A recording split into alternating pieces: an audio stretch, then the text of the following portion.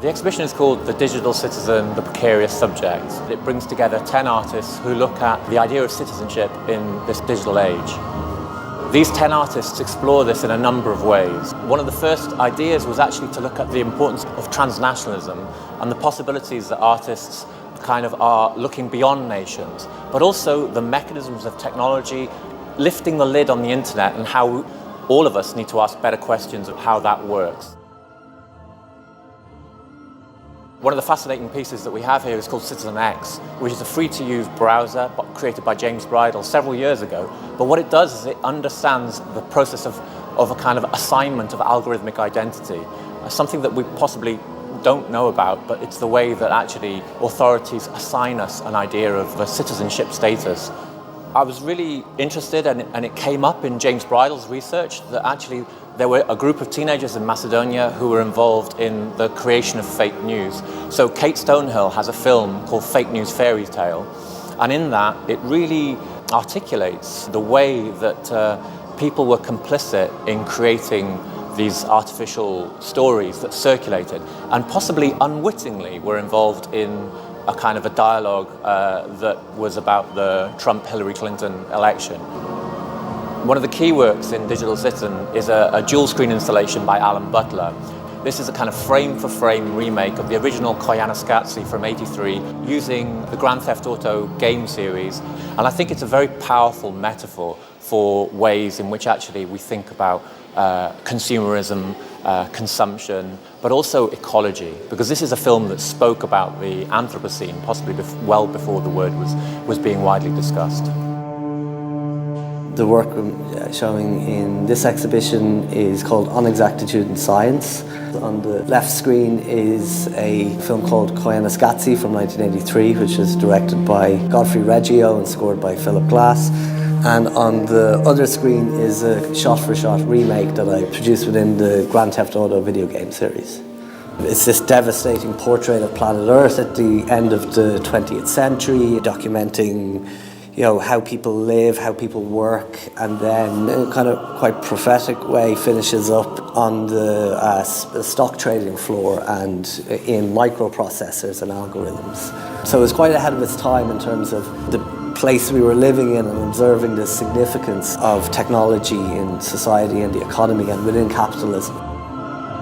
Thinking about the idea of digital citizens, think about like this immersion we have in technology nowadays, and producing this film was really about immersing myself in this other world. By beginning to explore the depths and details that exist in making up these simulations, it kind of drew me into the idea of can you be an artist in these spaces? And I'd been producing street photography and things like that in video games, but the idea, I suppose, of creating or recreating a full motion picture was really interesting for me. And the fact that there's no actors and it's very pictorial and music and sensory driven film, Koyaanisqatsi, it seemed like a really good place to start. One of the nice things with doing a group exhibition is to be able to bring a number of different voices, different media together. Within that, there are two younger artists who are graduates of Newcastle University, in particular Peter Hanmer and Petra Zeman. And both of them are kind of working with the ideas of different realities. In particular, Petra Zeman has created her kind of avatar version of herself, exploring the world of Tamriel. It gives you a nice spatial awareness of a realm that you haven't technically actually entered. This journey is also fairly easy in your avatar, she only has to go through straightforward methods of positioning and construction. Yeah, she has memories and a fictive presence in Tamriel.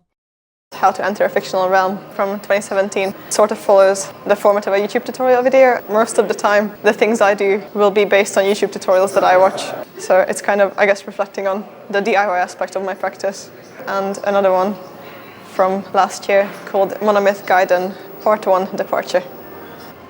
They're all based on anecdotal evidence and my pictures that I take in certain significant locations currently in Japan. And it's kind of using these pop culture inspired pilgrimages that I take in Japan as a starting point to launch into wider ideas about a multi-layered reality that's influenced by fiction and digital cityscapes. It's kind of like a reflection on the ways we experience reality. An objective version of reality is not quite accessible, and the way we make sense of it in our brains will be influenced by all sorts of fictions that we consume, from popular media like films we see will affect how we see real life, and it's kind of a reflection on this layering of imagery that creates in this elusive and unstable world. Wherever I go, I'm in a movie. It's kind of like looking at time-based narratives of character growth, as well as going through real spaces that maybe shift along as you go through them. But also, at least in the narrations of the videos, I try to dissect this idea of a linear narrative that only proceeds in a certain way. It's more like using a linear framework to look at something that expands in multiple directions, and trying to contain something that's quite shifting in one space that doesn't move as much. If life was a movie, transition would be seamless, like a train shooting along in the landscape. But in actuality, it resembles more the sliding layers of the animation stand, the multiple planes occasionally moving out of sync. It's kind of like a late 90s, early 2000s pixelated graphic. And I use a lot of analog photography for the backgrounds, which is a different kind of old technology. So there's a strong sense of nostalgia. But it's a bit weird because it's kind of a fake nostalgia, because it alludes to childhood gaming experiences, but I've actually never been a gamer. But I wanted to be a gamer, so it's kind of like I was on the sidelines of this aesthetic movement, and then now I get to feel nostalgic for something I never actually experienced immediately. It's a bit strange. Peter Hanmer has created a large installation, and this one is called Plato's Lair Redux, and it's a representation of a project that was first shown at Cheeseburn Sculpture last summer. Plato's Lair was inspired by the story of Plato's Cave, which is about a group of prisoners who are chained up to a wall of a cave.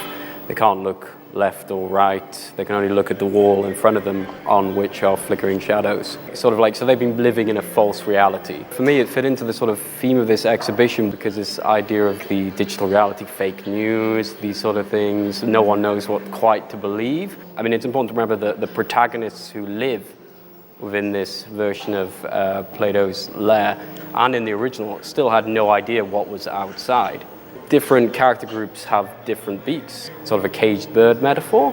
Also, in terms of this exhibition as well, I was thinking in terms of trolls. These characters are living within the space. Obviously, this is their whole world, if you like. Some are having a picnic. They're accepted that this is their only reality. Some are trying to leave it. There's guards in the space who keep them locked up, basically. One of the characters coming in, if you like, to enlighten, there's a guard waiting for her, but they're also ruled over by the tyrant. Within this box, he is the looming presence ruling everything. Plato's allegory of the cave, I think that is hugely relevant to today. I would say ultimate thing that he wanted people to do was to think for themselves and not accept images as fact. In this space as well, it's almost like a cracked reflection of us in some ways. We're said to live in a time of deliberate disinformation and the rise of fake news. What's fascinating is the way that artists can use metaphors, mechanisms in their work to explore exactly these themes. Ideas like, what does an internet troll really look like? Alan Warburton has created different ways of looking at something. The work I've made for Digital Citizen is very much about how we use technology to imagine what will come. So I made a lenticular print, a stereoscopic movie, and a magic eye. And all of these formats represent what I think is a very human urge to try and see beyond what's in front of us. Obviously, at the moment, AR and VR tech fulfills this function.